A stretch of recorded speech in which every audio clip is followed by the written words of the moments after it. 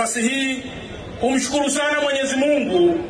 aliyetubariki na kutupatia hili tunaloliona leo,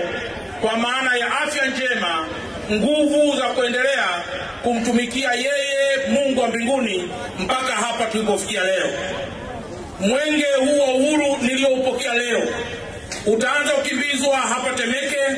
na tarehe 2 utakimbizwa Kigamboni, tarehe 3 utakimbizwa Ilala, tarehe 4 utakimbizwa Kinondoni, na tarehe 5 utakimbizwa Ubungo. Aidha, Mheshimiwa Mkuu wa Mkoa, naomba pia nikupe taarifa kwamba mwenge huu wa uhuru utakimbizwa kilomita 357 ukikagua miradi 36 yenye jumla ya thamani ya bilioni 79.2. Mheshimiwa Mkuu wa Mkoa, kama ambavyo umetoa taarifa fupi katika hotuba yako,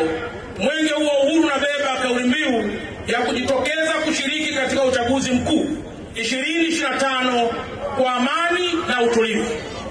Aidha, pamoja na ujumbe huu, mwenge huu wa mbio za uhuru unaambatana na kauli mbiu za kudumu kama vile mapambano dhidi ya VVU na ukimwi, mapambano ya rushwa, mapambano ya malaria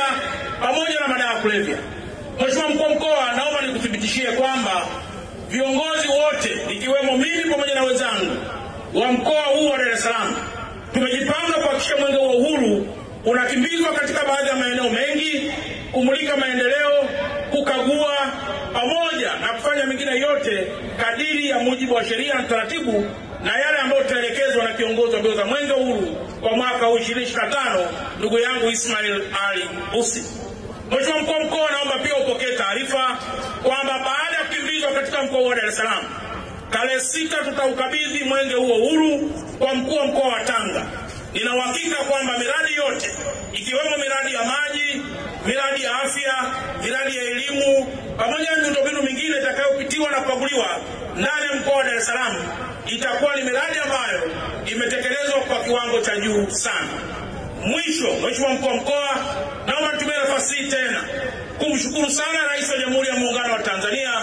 kwa sababu miradi hii yote 36 itakayopitiwa na mbio za mwenge